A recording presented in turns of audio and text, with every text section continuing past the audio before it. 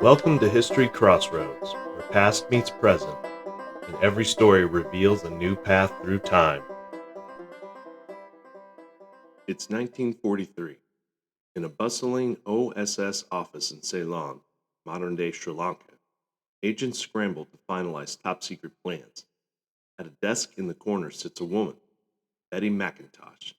In front of her is an unusual assignment: to write a letter so compelling, so authentic, that it could demoralize thousands of Japanese soldiers.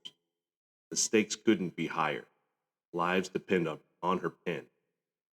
Imagine writing a story so convincing it could change the course of a war. Betty McIntosh wasn't just a journalist turned spy.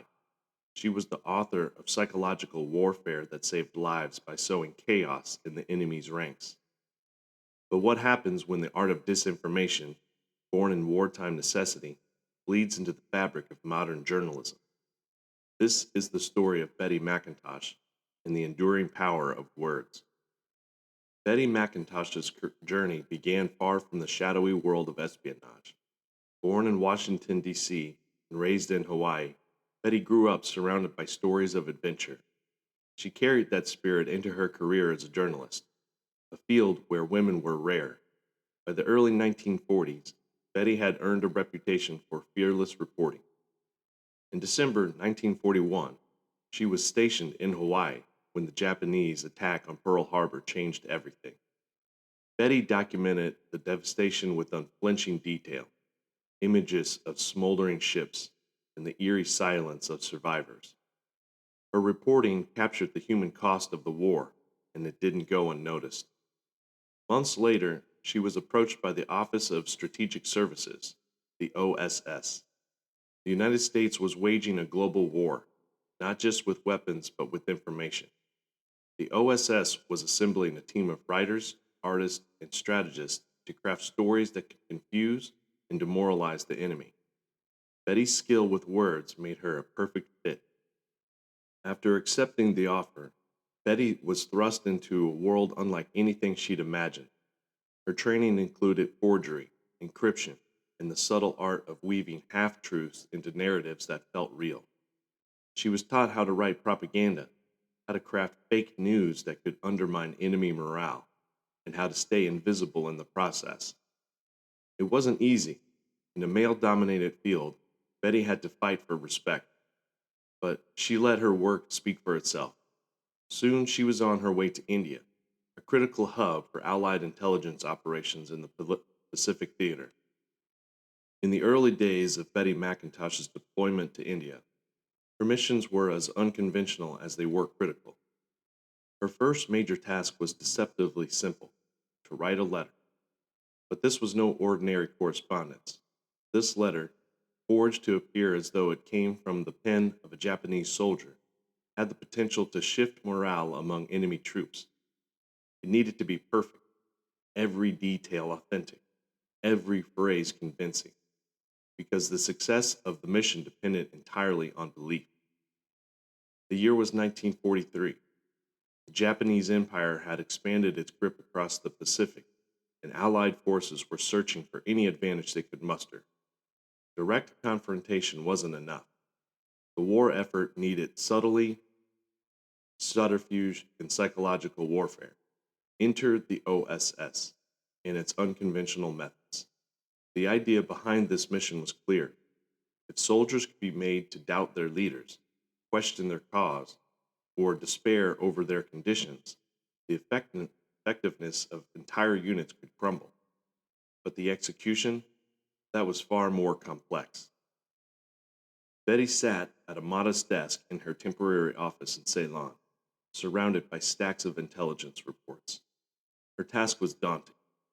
The letter she was about to write would be airdropped behind Japanese lines, carried on the wind into enemy camps, and hopefully read by hundreds of soldiers. It had to sound authentic, not just in language, but in sentiment. It needed to mirror the emotions and struggles of the average Japanese soldier, emotions that Betty could only imagine through the sparse details in the reports she had at hand. She pored over intercepted communications, intelligence from captured Japanese soldiers, and even cultural studies prepared by OSS anthropologists. Every detail mattered: the tone of the letter, the handwriting style, and even the type of paper used. Each aspect had to convince its reader that this was a genuine plea from one soldier to his family. At the time, Japanese soldiers were trained to maintain an unshakable sense of loyalty and discipline. Admitting weakness, even in private correspondence, was almost unheard of. Betty's challenge, then, was to craft a narrative that felt plausible while subtly undermining this cultural norm. She knew that if her letter sounded too hopeless, it might be dismissed as propaganda. But if it rang true, it could plant a seed of doubt in the minds of those who read it. The letter itself read the following: Dear Mother and Father, I write to you with a heavy heart. The days are long and the nights colder than I could have ever imagined.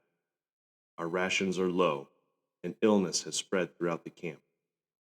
Morale is fading, even among the officers. We were told that this war would bring glory to our empire, but now all I see is suffering and death. I wonder if I will ever see home again. Each line of the letter was carefully constructed. It needed to strike a balance between despair and believability. The mention of low rations and illness reflected real reports from Allied intelligence about conditions in Japanese camps. The subtle questioning of the war's purpose, a single line, was a calculated risk. Too overt, and the letter might raise suspicions, but just enough doubt could create cracks in the soldiers' resolve. Once the letter was complete, it was meticulously copied in handwriting that matched samples from captured Japanese soldiers. The OSS even sourced paper that mirrored the type commonly used in Japanese correspondence. Dozens of copies were prepared and loaded onto Allied planes for airdropping behind enemy lines. The operation itself was straightforward but risky. Allied planes flew low over Japanese controlled areas, dropping bundles of forged letters alongside other propaganda materials. The hope was that soldiers, finding these letters scattered across their camps, would believe them to be genuine. The results were striking. Intelligence reports soon revealed signs of unrest among Japanese troops in their targeted areas. Soldiers began to question their officers more openly, and desertions increased. The letter had done its job, not by outright demoralizing an entire army, but by introducing doubt into the minds of those who read it. The success of this mission was a testament to the power of psychological warfare. While traditional military tactics relied on weapons and manpower, operations like Betty's leveraged something far more elusive: perception. By altering what the enemy believed, the OSS could achieve objectives that might have been impossible through brute force alone. But the mission also raised ethical questions. Betty herself later reflected on the moral ambiguity of her work. She knew her forgeries could save lives, but she also understood the fine line between necessary deception and outright manipulation. As she once said, the hardest part was knowing how much truth to include in a lie. Betty McIntosh's forged letter was a small but significant victory in the Allies' psychological campaign against Japan. It demonstrated the power of narrative to influence the course of a war, proving that words could be just as powerful as weapons. This mission was only the beginning. Betty's work would become even more daring in the months to come, including a bold operation involving poisoned rice, a story we'll explore in the next part of our journey. As Betty McIntosh's work with the OSS intensified, so too did the complexity and stakes of her missions. One of her most daring assignments involved targeting a resource vital to the survival of Japanese soldiers: food.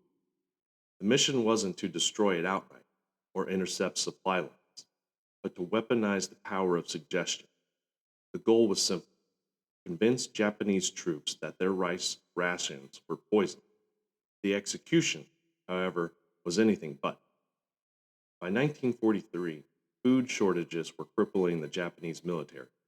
Supply chains stretched thin across the Pacific, were vulnerable to Allied disruption.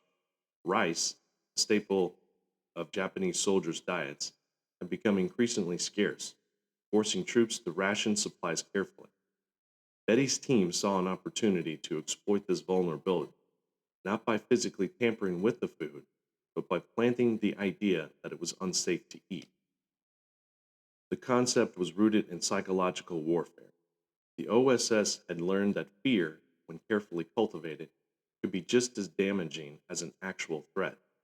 If Japanese soldiers believed their rice was poisoned, they might destroy their own supplies or refuse to eat, weakening their ability to fight without the Allies having to lift a weapon. Betty's task was to design a propaganda campaign that would make this idea believable.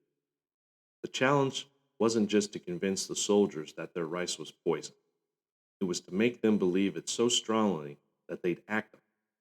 This required a deep understanding of Japanese culture and the psychological pressures faced by soldiers in the field. The plan centered on leaflets. These small paper warnings would be dropped from Allied planes over Japanese camps, carrying messages designed to instill fear and paranoia. But crafting the content of these leaflets was no simple task. Betty and her team had to consider every detail: the wording, the tone, even the visual design. The final product was deceptively straightforward. The leaflets featured text written in Japanese, warning soldiers that Allied forces had contaminated rice supplies. The message was subtle, designed to sow doubt rather than outright panic. Phrases like, "Be vigilant of strange taste or smells," and "Trust only food prepared by trusted hands," played on existing fears about sabotage and betrayal. The campaign was launched in late 1943. Allied planes flew over Japanese occupied territories, dropping thousands of leaflets into camps and along supply routes. The operation was not without risk. Low flying planes were vulnerable to anti aircraft fire, and there was always a chance that the leaflets would be discovered and dismissed as propaganda before they reached their intended audience. But Betty's meticulous planning paid off. Reports soon surfaced of Japanese soldiers destroying rice stocks after finding the leaflets, convinced that their supplies had been compromised. In some cases, entire units resorted to foraging for food, further straining their already limited resources. The success of the poisoned rice campaign wasn't just in the immediate impact on Japanese troops, it was in the lingering effect of fear. Once the idea had taken root, it became difficult to dislodge. Soldiers who hadn't seen the leaflets themselves heard rumors from those who had. The idea spread like wildfire, creating a sense of paranoia that extended far beyond the initial targets. This was the power of psychological warfare, planting a single seed of doubt and watching it grow into widespread disruption. Betty's campaign didn't just weaken Japanese forces physically, it undermined their sense of security, a far more insidious and lasting effect. For Betty, the success of the campaign was bittersweet. While it undoubtedly saved Allied lives by weakening the enemy, it raised questions about the ethics of her work. The leaflets, though effective, were lies. Betty often reflected on the thin line between deception and manipulation, wondering how far was too far. Years later, she would describe the poisoned rice incident as one of the most morally complex missions she undertook. Quote, "It was necessary," she said, "but it wasn't easy. You had to believe the end justified the means, and sometimes I wasn't sure it did." End quote. The poisoned rice campaign became a textbook example of how psychological warfare could achieve results that conventional tactics couldn't. By exploiting a simple fear, Betty and her team were able to disrupt enemy operations without a single bullet being fired. It was a victory of the mind rather than the battlefield. But the campaign's success also highlighted the darker side of psychological warfare. The techniques used in these missions, manipulating perceptions, spreading disinformation, would later be adapted for other purposes. some far removed from the battlefield. Today, they serve as a reminder of the power and danger of weaponized information. Betty McIntosh's Poison Rice campaign demonstrated the incredible potential of psychological warfare, but it also underscored the ethical challenges faced by those who wield such tools. As we move to her next mission, radio propaganda, we'll see how Betty's work continued to push the boundaries of creativity and morality, shaping not only the outcome of the war, but the way information is used in conflicts to this day. By 1944, Betty McIntosh's work had reached new heights of ingenuity. Her tools were no longer limited to the written word. Now she was tasked with creating an entirely new reality for Japanese forces, one that existed. By 1944, Betty McIntosh's work had reached new heights of ingenuity. Her tools were no longer limited to the written word. Now she was tasked with creating an entirely new reality for Japanese forces, one that existed over the airways. This mission would leverage radio, the most powerful medium of communication at the time, to confuse, mislead, and demoralize the enemy. Betty wasn't just crafting messages anymore. She was creating voices, stories, and entire personas. During World War II, radio was the lifeline for soldiers on the front lines. It was how they received news from home, orders from their commanders, and updates on the progress of the war. The Japanese military relied heavily on radio communications to maintain morale and coordination across its far flung forces. The OSS recognized this reliance as an opportunity. If the airways could be infiltrated, they could be used to deliver carefully crafted messages that would disrupt the Japanese war effort. Betty's role in this mission was critical. As someone who understood the power of storytelling, she was uniquely equipped to create the narratives that would carry this operation. The OSS tasked Betty with scripting fake radio broadcasts that would be aired on clandestine frequencies. These broadcasts needed to be convincing enough to pass as a legitimate news or official communications. But their true purpose was to plant seeds of doubt and discontent within the ranks of Japanese soldiers. Each broadcast had a specific objective. Some were designed to spread misinformation about Allied operations, making the Japanese overestimate or underestimate their enemy's strength. Others aimed to undermine trust in Japanese leadership, suggesting internal conflicts or betrayals. And still others were simply meant to confuse, introducing chaos into an already strained communication network. Betty approached the assignment with her usual meticulousness. She spent weeks studying intercepted Japanese broadcasts to understand their structure, tone, and content. Every detail mattered: the phrasing of official announcements, the cadence of news reports, even the subtle nuances of military jargon. One particularly memorable broadcast involved a fabricated report of an Allied victory. The script described a major defeat for Japanese forces, complete with fictionalized details of troop movements and casualties. The goal was to create the illusion of inevitability, that Japanese losses were mounting and victory was slipping out of reach. Here is an excerpt from one of the scripts. Quote, "This is an emergency broadcast. Allied forces have successfully breached defensive lines in the Pacific. Japanese casualties are reported to be significant, with supply routes cut off and reinforcements unable to arrive in time.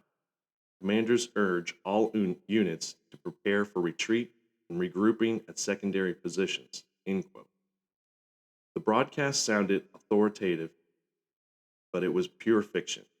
Its purpose wasn't just to demoralize soldiers, it was to sow confusion among commanders who might hear it and question its validity.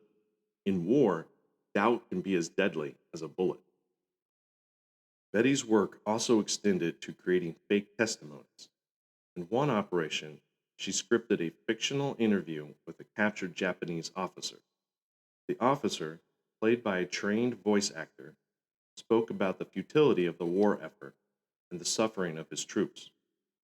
The broadcast was designed to humanize the enemy in a way that made listeners question the wisdom of continuing to fight. Here is an excerpt from that interview. Quote, I have seen my men fall one by one, not to the enemy's bullets, but to hunger and disease. We were promised glory, but all we have found is death. I cannot ask my soldiers to continue this fight when there is no hope left. End quote. This broadcast struck a chord. Intelligence reports indicated that Japanese soldiers who heard it began discussing the idea of surrender, a concept previously unthinkable in their rigid military culture. Deploying these broadcasts was a complex operation. The OSS used portable radio transmitters, often smuggled into Japanese occupied areas, to air the fake messages. These transmitters were disguised as everyday items: radios, suitcases, even crates of supplies. Agents risked their lives to place and operate the equipment, often deep behind enemy lines. But the risks weren't just logistical. If a broadcast was exposed as a forgery, it could backfire spectacularly. Japanese commanders might use it to rally their troops, presenting it as evidence of Allied desperation. Betty and her team had to walk a fine line, crafting messages that were credible enough to be believed, but subtle enough to avoid detection. The radio propaganda campaign was a resounding success. Reports from Allied intelligence indicated widespread confusion and morale issues among Japanese forces. Soldiers began to distrust their own communications, questioning whether orders from their commanders were genuine. Some units even hesitated to act on legitimate instruction, fearing they were traps. For Betty, the success of these broadcasts reinforced the power of storytelling. Words could do more than inform. They could shape perception, alter reality, and even change the course of a war. But this power came with a cost. Betty often reflected on the ethical dilemmas of her work. Creating these broadcasts required her to embody perspectives and voices that weren't her own. She had to imagine the fears and doubts of Japanese soldiers, crafting narratives that would exploit their vulnerabilities. It was a form of deception that felt deeply personal. Years later, she would recall the weight of these missions. Quote, You're playing with people's minds, she said. You're putting thoughts into their heads that might not have been their own otherwise. And you have to ask yourself, where does it end? End quote. The radio propaganda campaign was one of the most ambitious and creative missions of Betty McIntosh's career. It demonstrated not only her skill as a writer, but her ability to think strategically, using the power of narrative to achieve tangible results. But it also highlighted the moral complexities of psychological warfare, a theme that would follow Betty throughout her time with the OSS. We'll explore the toll that this work took on Betty, both during the war and in the years that followed. What happens when a life built on deception begins to blur the line between truth and fiction? By 1945, as the war neared its end, Betty McIntosh had become a master of her craft. Her work in psychological warfare, letters, leaflets, radio broadcasts, had contributed to Allied successes across the Pacific theater. But the toll of her missions were beginning to weigh heavily. Beneath her confident exterior, she carried the burden of knowing that her greatest weapon was also her greatest moral dilemma: deception. Psychological warfare required Betty to immerse herself in the minds of her enemy. She had to think like a Japanese soldier, feel their fears, their doubts, and their suffering, to craft messages that would resonate. But this constant act of inhabiting another's perspective wasn't without consequences. Over time, the line between her role as an OSS operative and her own sense of morality began to blur. Betty knew her work saved lives by weakening the enemy's resolve, but she also understood the deep personal impact the deceptions might have had on the individuals who believed them. She reflected, quote, Sometimes I'd sit alone after a mission and wonder, what happened to the soldier who read my letter or heard my broadcast? Did it push him to surrender or to despair? Did I help him survive or did I rob him of hope? You can't dwell on these questions in the moment, but they stay with you long after the war is over. End quote. Psychological warfare, by its nature, operates in a gray area. Betty's work relied on lies, lies that were carefully crafted and deployed for a greater cause, but lies nonetheless. She had to reconcile this with her own moral compass, a challenge faced by many in the OSS. One operation that particularly troubled her involved a leaflet campaign targeting Japanese soldiers who had already lost contact with their commanders. The leaflets urged them to surrender, falsely claiming that their units had been annihilated. The mission was a success. Hundreds of soldiers laid down their arms rather than face what they believed to be an overwhelming Allied force. But Betty couldn't shake the thought of those soldiers sitting in captivity, really realizing that they had been deceived. She would later say, quote, "How do you measure the cost of a lie? Is it the lives it saves or the trust it breaks?" End quote. Betty's work also isolated her from those around her. As an operative in a secretive organization, she couldn't share the details of her missions with anyone outside the OSS. This secrecy extended even to her closest friends and family. To the outside world, she was simply a journalist working overseas. The truth of her work was hidden behind layers of classified reports, false identities. This isolation took a toll. Without the ability to share her experiences, Betty often felt as though she was living a double life. The vibrant, confident woman her colleagues saw during the day often wrestled with doubt and exhaustion in the quiet hours of the night. After the war, Betty returned to civilian life, but the transition wasn't easy. The skills that had made her such an effective operative, her ability to lie convincingly, to manipulate perception, felt out of place in a world that valued honesty and transparency. She struggled to find her footing, eventually turning to writing as a way to process her experiences. In her memoir, Undercover Girl, Betty reflected on the dualities of her life: the journalist and the spy, the truth teller and the deceiver. Writing became her way of reconciling these identities, but the questions that haunted her during the war never fully disappeared. Betty's work with the OSS was undeniably impactful.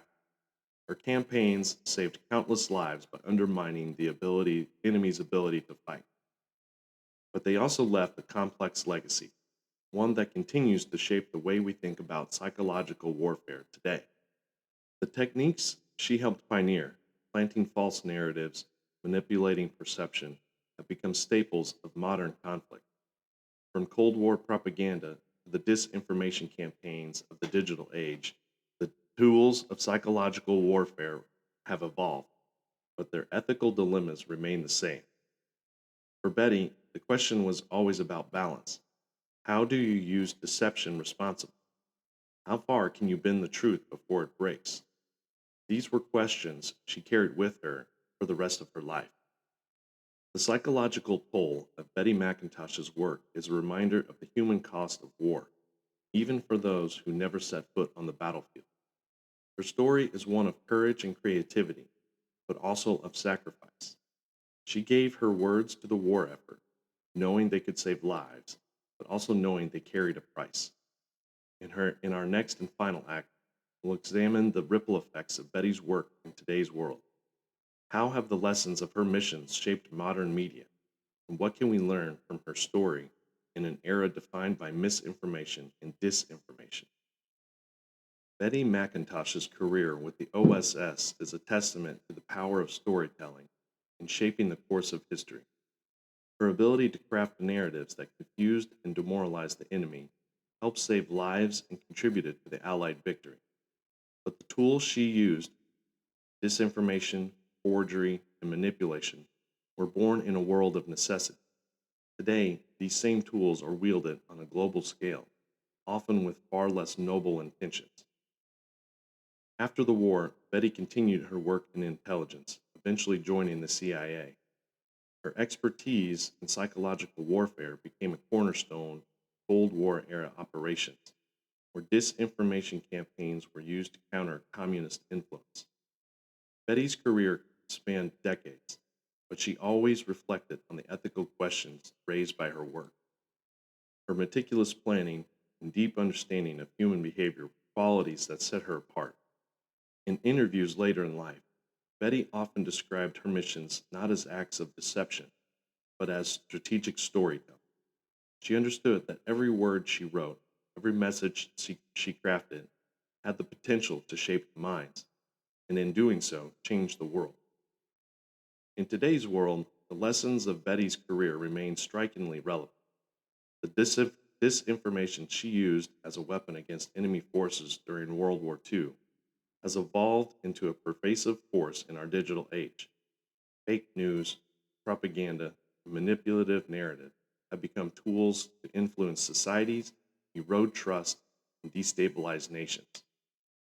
While Betty's missions were conducted in the context of a just war, the widespread use of misinformation today often lacks the ethical considerations she grappled with. Still, her story reminds us of the immense power of words and the responsibility that comes with wielding them. Betty McIntosh dedicated her life to the art of influencing perception, but always with an awareness of the stakes involved. Her work reminds us that information, like any weapon, must be used wisely and with care.